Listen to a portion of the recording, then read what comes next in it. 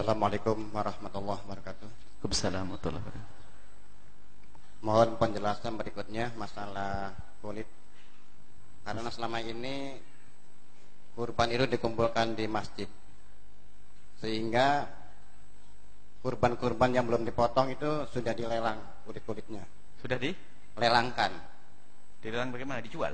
Iya, mau dijual. Jadi malamnya itu bahwa kambing sekian ekor, sapi sekian ekor, jumlahnya sekian, siapa yang mau berani membelinya dengan harga mahal. Terus duitnya mau dibawa kemana? Nah, itu uangnya itu diberikan ke masjid. Jadi saya minta penjelasan seperti itu. Assalamualaikum warahmatullahi wabarakatuh.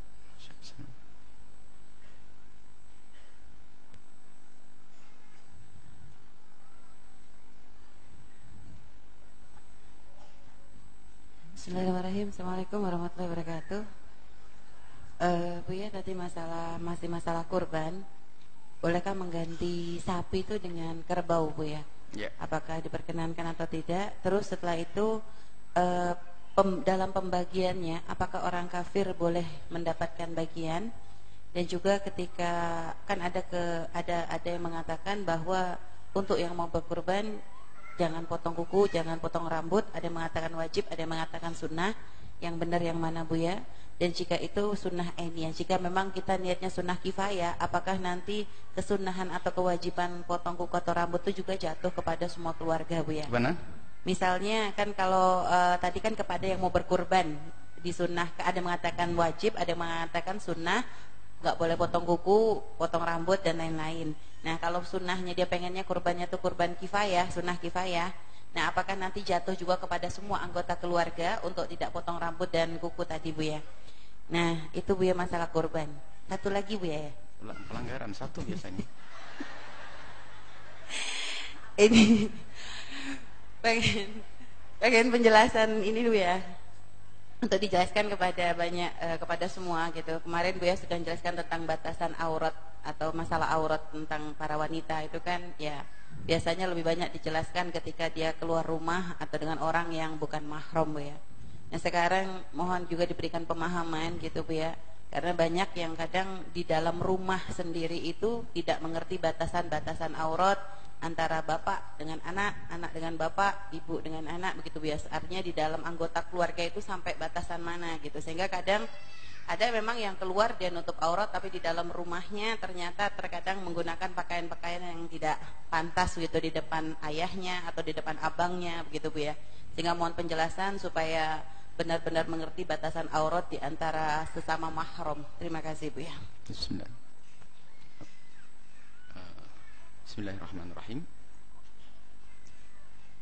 Masalah menjual kurban disepakati tidak diperkenankan. Apalagi orang masjid hanya wakil saja. Kalau korban saya mau berkorban, boleh saya jual untuk saya ganti dengan korban yang lain lagi. Diganti lebih bagus lagi. Jadi barang korban tidak boleh dijual. Ini ada pendapat mengatakan kambing korban boleh dijual, tapi untuk diganti dengan daging korban, kambing korban lagi yang lebih bagus. Kalau diganti dengan yang lebih jelek, itu tidak diperkenankan. Misalnya apa? Saya sudah terlanjur beli kambing korban, harganya 1.500.000. Tahu-tahunya ada rezeki tambahan nih 1 juta ini. Berarti pengen yang 2 juta, saya jual kambing yang pertama, saya ganti dengan kambing korban yang lebih bagus lagi, ini baru benar. Tapi kalau kambing korban dijual kemudian duitnya dibagi, ini kesalahan. Panitianya nggak boleh jadi panitia itu. Nggak boleh itu. Dan korban sembelih dan dibagikan. Hari itu hari berlebaran. Tidak seperti itu caranya. Maka memang ada pendapat tentang thamannya, tentang nilainya. Tapi dalam madhab kita Imam Syafi'i dan jumhur ulama mengatakan jangan seperti itu. Jadi selesaikan sembelih korban dan kemudian dibagi-bagi, bukan dijual. Ya, bukan dijual. Lalu dilelang dengan harga lebih mahal lagi. Dijual dengan harga lebih mahal dari semula. Kita tidak tahu juga harganya berapa waktu beli dan seterusnya. Apalagi untuk bangun masjid, nanti kacau balau ini. Memang harus ada ilmu, ketahuilah bahwa korban hendaknya disembelih dan disembelih pada hari yang ditentukan. Perbedaan menurut mazhab kita Imam Syafi'i radhiyallahu taala anhu, hari penyembelihan korban itu adalah tanggal 10 hari korban ditambah 3 hari sebelumnya, setelahnya, hari tasyrik ketiga. Tapi menurut madhab Imam Abu Hanifah, Imam Ahmad dan Imam Malik, hari penyembelihan korban itu hanya pertama hari raya korban ditambah 2 hari setelahnya. Hari 3 tasyrik sudah nggak boleh. Itu menurut jumhur ulama. Tapi menurut madhab kita Imam Syafi'i, ada kesempatan menyembelih korban 4 hari. Hari korban, hari tasyrik pertama, kedua, dan ketiga. Itu masanya. Tapi dijual tidak diperkenankan. Jangan kau itu. Wong kulitnya saja dijual tidak boleh. Baru kulit tadi menurut Imam Abu Hanifah radhiyallahu ta'ala anhu, kulit yang susah dimanfaatkan boleh dijual, itu pun dikembalikan kepada orang yang berhak. Kalau kambingnya, siapa yang tidak bisa manfaat kambing? Bawa sini manfaat semuanya kok. Nah ini, jadi tidak, bukan diganti dengan uang. Adapun jamus itu adalah termasuk jenis daripada sapi. Dikatakan oleh para ulama itu bagian daripada seperti sapi yang bisa untuk 7 orang. Kemudian masalah rambut itu memang idza ra'aitumul hilal dzil hijjah, kalau kalian masuk hilalul hijjah wa arada ahadukum, jika salah satu kalian menginginkan ayudhi untuk menyembelih korban, walyumsik an sya'rihi wa atfarihi, hendaknya dia menjaga an sya'rihi wa atfarihi, menjaga untuk tidak memotong rambutnya dan kukunya. Ini menurut jumhur ulama, khususnya madhab Imam Syafi'i, sunnah. Kecuali riwayat menurut Imam Ahmad ibn Hanbal wajib. Tidak boleh. Kalau mau berkorban potong rambut nggak boleh. Kalau sudah mau korban mau potong rambut tidak boleh, itu bukan madhab kita. Kalau madhab kita Imam Syafi'i adalah sunnah untuk tidak memotong rambut dan tidak memotong kuku sampai menyembelih korban, agar kita menyerupai amalan orang haji. Itu saja. Sunnah. Dan adapun jika saat melakukan sunnah kifayah, ya yang melakukan saja, yang lain tidak. Yang lain tidak, hanya yang melakukan saja. Baik, kemudian masalah diberikan kepada orang kafir asalkan bukan kafir dhimmi, ini hanya makruh saja. Hanya makruh saja, sebaiknya diberikan kepada seorang selain kalau kafir harbi tidak boleh. Kafir dhimmi yang boleh. Kafir yang hidup bersama kita tanpa ada permusuhan, boleh kita memberikan daging korban kepada mereka, dan hukumnya makruh saja. Bahkan kadang ada tujuan untuk menyentuh hati mereka, ini adalah diperkenankan. Ada sebagian yang mengatakan memang diharamkan, tapi dalam bertetangga tentunya kita tidak perlu, selagi masih ada celah dan tetangga kita yang Nasrani pun tidak memusuhi kita, maka hendaknya kita beri kebaikan daripada daging korban. Itu adalah suatu kebaikan juga. Memang para ulama mengatakan adalah makruh di situ. Baik, ini adalah masalah daging korban diberikan kepada orang kafir asalkan bukan kafir harbi. Kafir harbi itu apa? Yang memerangi kita, memusuhi kita, mengganggu kita. Tapi kalau hidup bertetangga kita, sesaat kita diberi buah mangga, saat ini Islam itu mengajarkan keindahan. Islam mengajarkan keindahan, baik kepada tetangga, baik dengan sesama. Termasuk orang di luar Islam pun kita harus baik dengan mereka. Jika kita memang sudah bertetangga, kalau mereka sakit kita kasih obat, kalau mereka lapar kita kasih makan, dan seterusnya. Aurat, ada aurat seorang wanita di depan keluarganya sendiri, wanita dengan wanita, wanita dengan wanita, antara pusat dengan lutut. Kalau dengan keluarga sendiri, biarpun gini, ada aurat dengan mahram, kita harus tahu siapa mahram. Kalau dengan mahram, boleh terlihat kepalanya, antara pusat dengan lutut, kelihatan betis dan sebagainya, kelihatan lengan.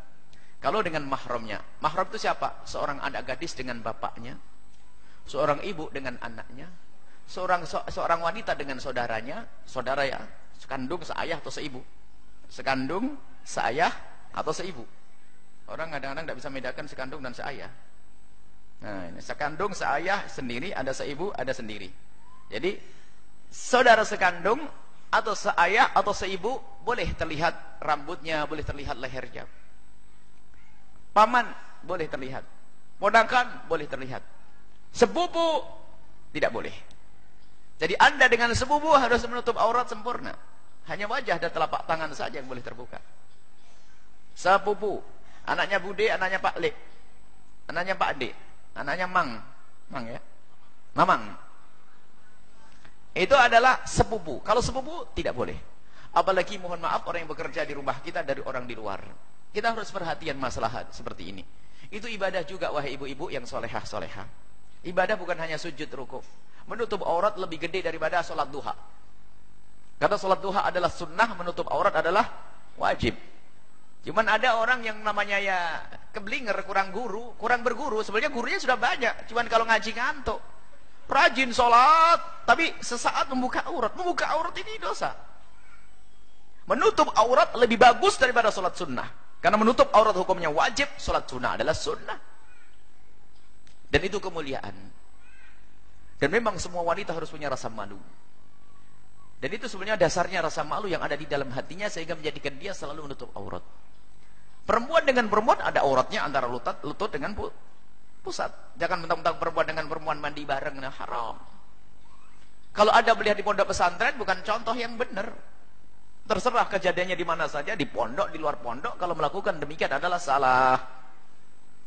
Kita harus berubah di rumah kita. Maka kami himbau kepada semuanya, sak fakir-fakirnya kayak apa, tolong tempat tidur itu dibenahi. Biarpun hanya dengan gedek ditutup. Anak perempuan, anak laki-laki. Kamar mandinya sebisa mungkin harus ada tutupnya. Supaya anak-anak perempuan kita tidak terlihat oleh orang di luar dan seterusnya. Mohon maaf, tempat buang air besar dan kecil yang tertutup. Upayakan nomor satukan itu. Demi kehormatan anak-anak kita. Demi kehormatan keluarga kita. Sebisa mungkin, sak fakir-fakirnya kayak apa, dahulukan itu. Kadang yang diperbenahi adalah ruang tamunya bagus, mejanya mahal-mahal, tak taunya kamar mandinya bolong. Ini salah alamat. Perlu diutamakan adalah ini loh yang sering kita buka aurat mandi dan sebagainya.